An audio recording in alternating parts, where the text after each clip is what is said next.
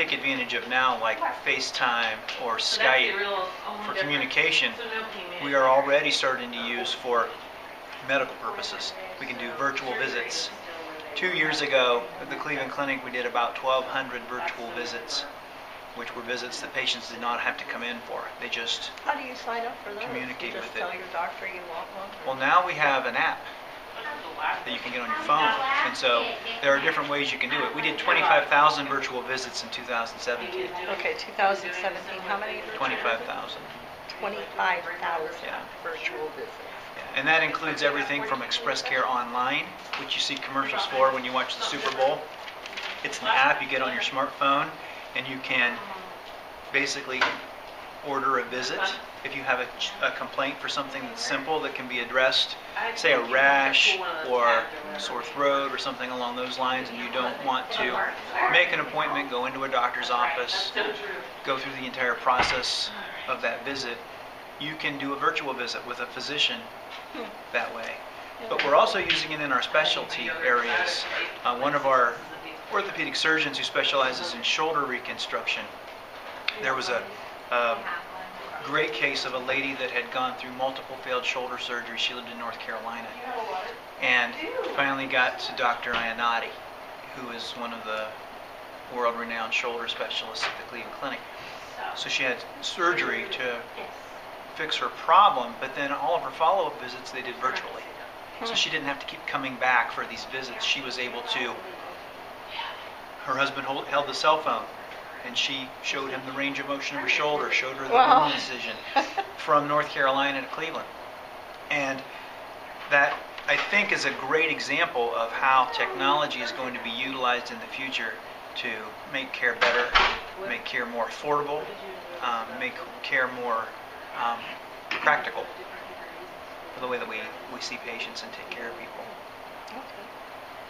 So we talked a lot about, this morning we talked about just the process of healthcare and the way that things are developing, how some of the jobs that were high need jobs in the past are no longer in need, Like, and new jobs are coming out.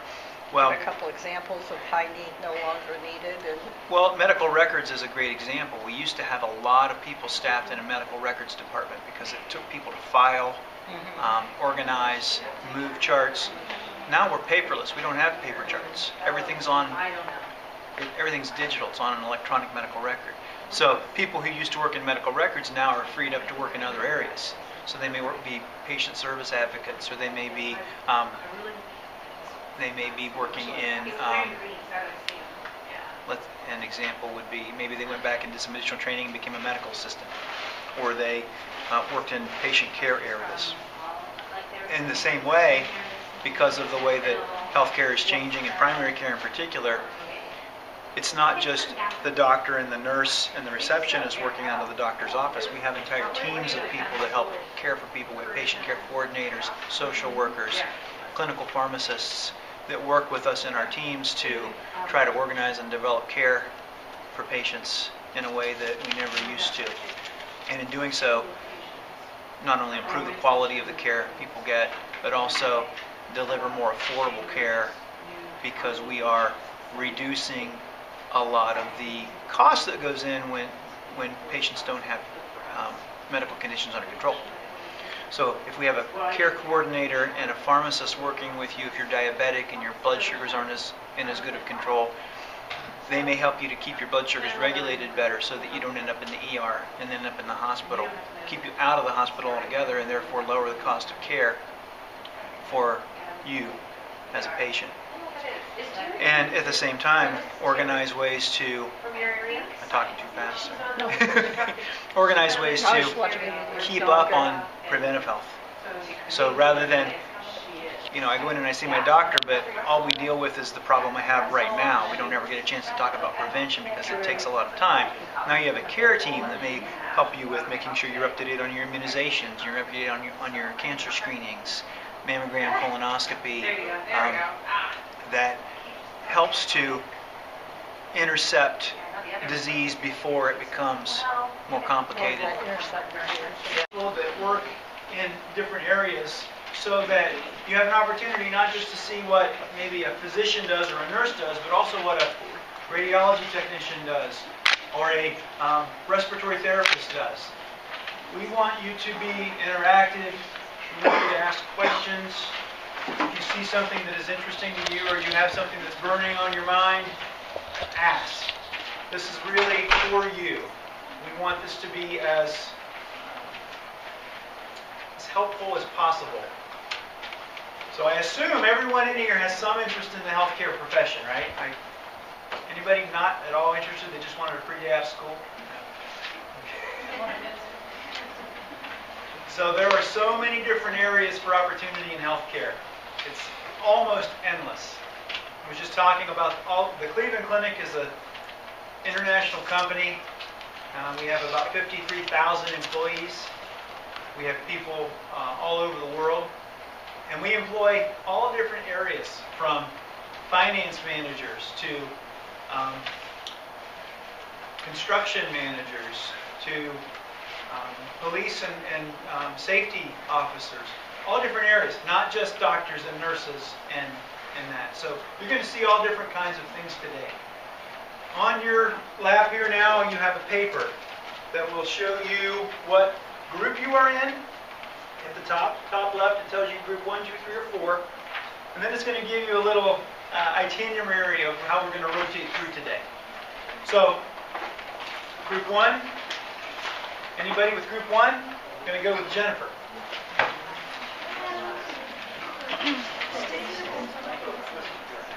Anybody with group 1?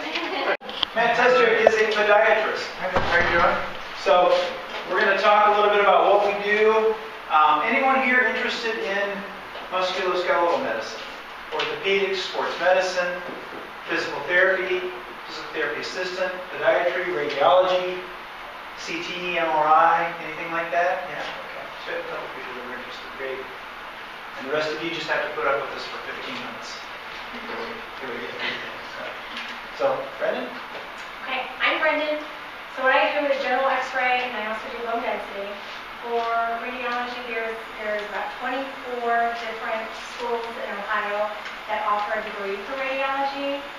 It's something I think that we encourage. There's those schools out there that just have a certificate.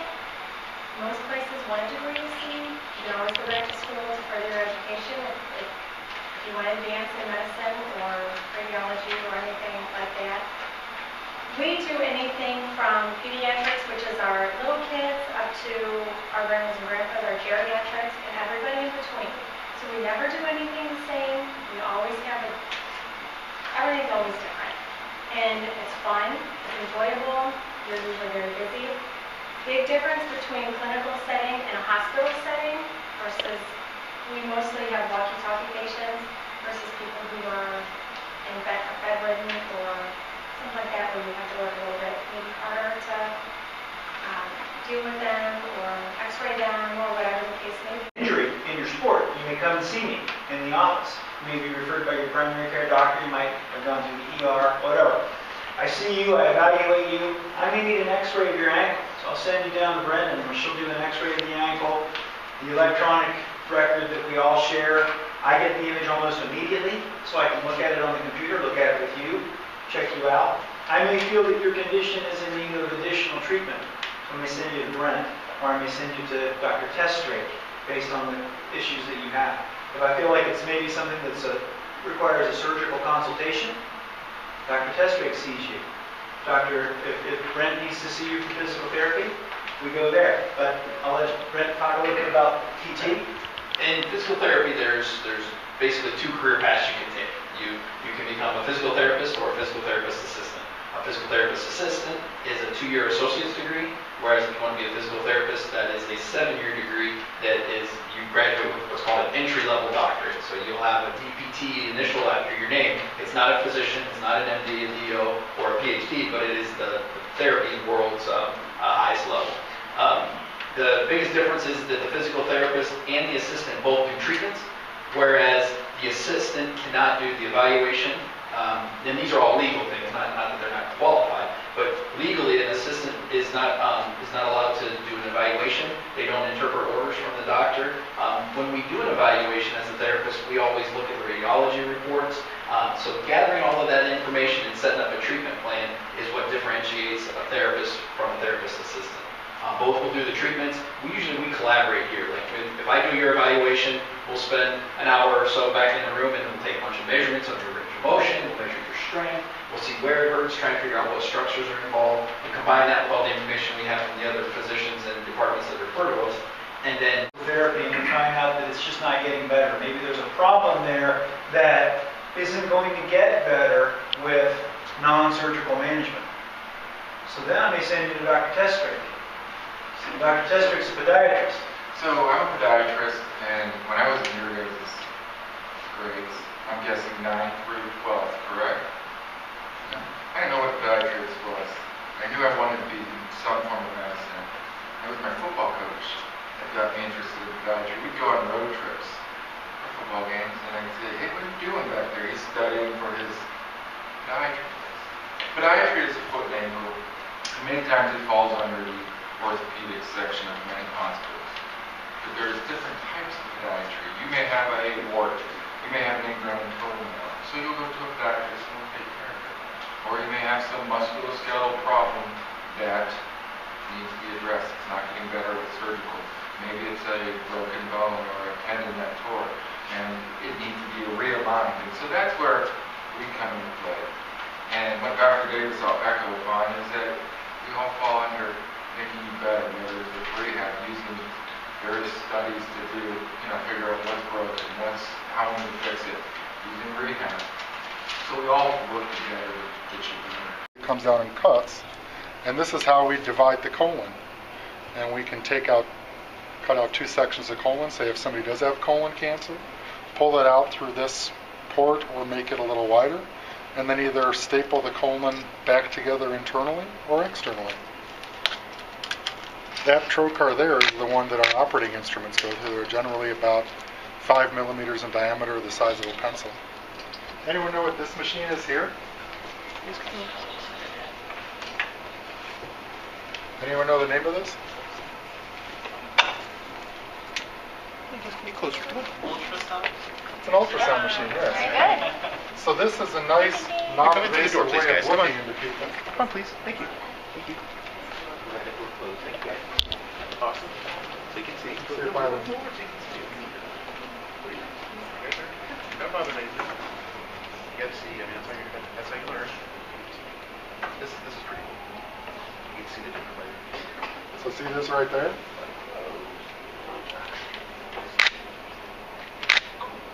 That should be my carotid artery.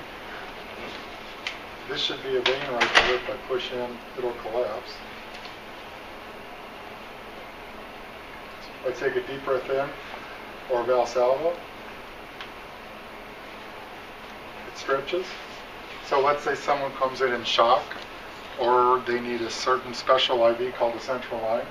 Under ultrasound, I can see that vein, and I can watch the needle go into my neck, into the vein, feed a wire through, and fed a catheter over that. I don't plan to do that to myself today. Be my biopsy forceps person. So you're biopsy forceps person. Here you go. Hold this. You'll be my scope insertion person. And everybody else for now, we will just kind of pass this around so you can play with this. So if you put your fingers in like so, you'll see if I open this, see the end of this, looks like 2 little cups. That's my biopsy forceps. So work on opening that in and out. Then for this is the end of the scope. This is a colonoscope. If I move the knobs, I can kind of change it around in different directions. So in this case, we're going to look at the stomach model. I'll have you push for me. So we're going to start to go in, hold this, start to insert it in, and I will drive it around the corner, so keep going, and keep going in. And this is kind of going backwards, but now we're going into the stomach, keep going. And as you see, as we come up here, keep going in. And here, there were some vessels that you could see were bleeding. The last person had clipped those vessels off with a detachable clip. We're going to look at the stomach wall here and say, geez, that looks kind of lumpy. Let's do a biopsy. So we'll slide this in, close the end for me. And so slide it in. Back the scope up just a little bit, please.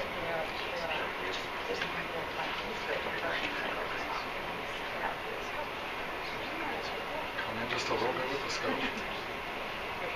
So now, here's our biopsy forceps. Open the end, please. Advance the scope in. And we will come right in here and get a piece. Close. Close it hard so we get a piece. And there you can see. We'll slide this out.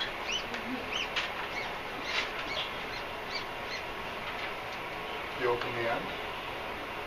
You'll see there's a little piece in there. Anybody else want to play with the scope?